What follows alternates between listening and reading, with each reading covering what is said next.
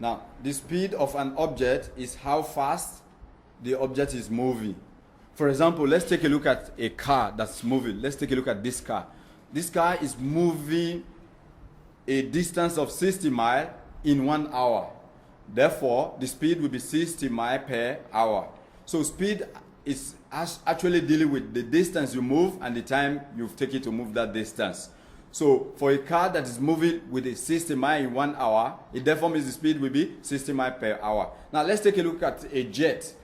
A jet that is flying and has moved a distance of 350 meters in 1 second. Therefore, the speed will be 350 meters per second.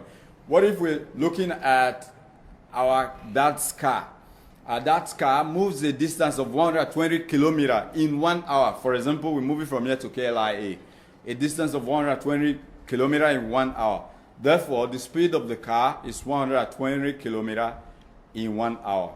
Now, this is quite different from velocity. Velocity is looking at the speed and the direction with which the object was moving. In the case of speed, we're only looking at the magnitude, the size. We're not looking at the direction with which the object was moving. Because velocity is a vector quantity, meaning we're considering both the magnitude and the direction.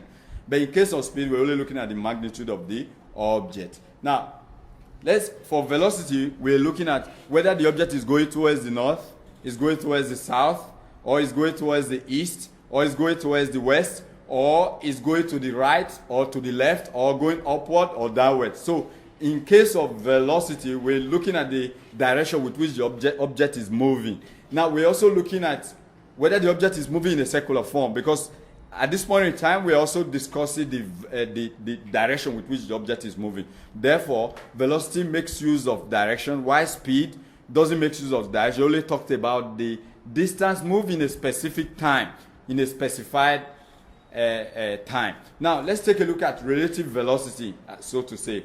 Now, for speed, we said we're looking at a quantity, 25 meters per second. That's the speed of this train that is moving right now.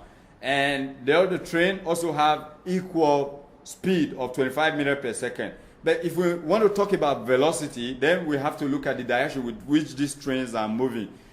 The first train is moving towards the right. Therefore, at this point in time, if we're looking at the direction with which the train is moving, it means we're talking about the velocity. The second train is moving towards the left. It means we're also talking about the velocity. Now, both trains, let's assume we assign a sign. Positive sign to the one going to the right and negative sign to the one going to the left. If we do that, it therefore means there will be the effect will cancel out, because plus 25 and this is minus 25, there will be no velocity because the effect of both will cancel out. Now, that's that for that. Train A, this one with red, it's moving towards the right, therefore it's with this 25 meters per second. And train B, which is the one going towards the left with yellow signs and green signs and blue signs, is the one that is going towards the left, and therefore it has a negative sign. This one has minus 25. So both of them, the relative velocity of both of them will cancel out because there will be no velocity. Plus 25 minus 25, the effect will be cancelled. Now let's do a little exercise on this and see how this works. Now, if you take a look at this train, this is the speedometer in the train. Now, in train A, you can see that the speed is 60 kilometers per hour. Look at the kilometer per hour. And if you take a look at train B, the speed is 80 kilometers per hour. Now, train A is going towards the right. It means it's the one that has positive sign. And train B is going towards the left. It means it's the one that has negative sign. Now, let's match this and see if we understand what I've just talked about. Now, train A that is going towards the right has 60 kilometers per hour, as shown in the speedometer. Now we move this and put it in train A. And for train B, it's going towards the left, meaning we have a negative sign. Therefore, it's 80 kilometers per hour. Therefore, it's going to be minus 80 kilometers per hour. We put it here and see. Now, let's check this if we're right or wrong. Then we see both of them were right. Meaning we understood what I'm talking about, what this video is focusing on, what it's trying to talk about. Now we go to another scenario. These two trains are going towards the same direction, train A and train B. Now, let's take a look at the speedometer of train A. Train A, the speedometer is 50 kilometers per hour, and it's going towards the right, meaning it's positive. And train B is also going towards the right, meaning both of them are positive. But let's take a look at the speedometer. Speedometer showing that it's 80 kilometers per hour. Now let's fix this and see if we understand exactly what we're talking about. Train A from the speedometer is 50 kilometers per hour.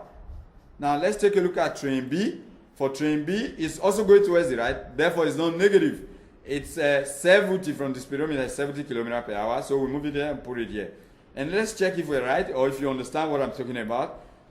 Yeah, so we can check from this video how it works. Now let's go to another scenario and see both trains are now going towards negative direction. It therefore means both train has negative signs.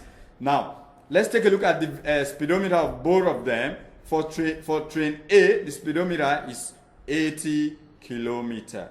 So we move it 80 kilometers going to the left. We put it there. And train B, its speedometer show 40 kilometers and it's also going towards the left. We put it there. And let's check if we are right. We check this and see if you understand exactly what I mean by relative velocity. Now this means we are right and this is very good. And our next video will talk about the meaning, the definition, the formula for calculating speed and how it works, and we'll give practical example how to calculate speed problems. And now you can follow us on Facebook in our Wisdom Global Learning and Training Academy, and also our YouTube account, Wisdom Global Learning and Training Academy. And you can also follow us in Twitter, Wisdom GR, and also in our Instagram, Wisdom GR. Thank you very much.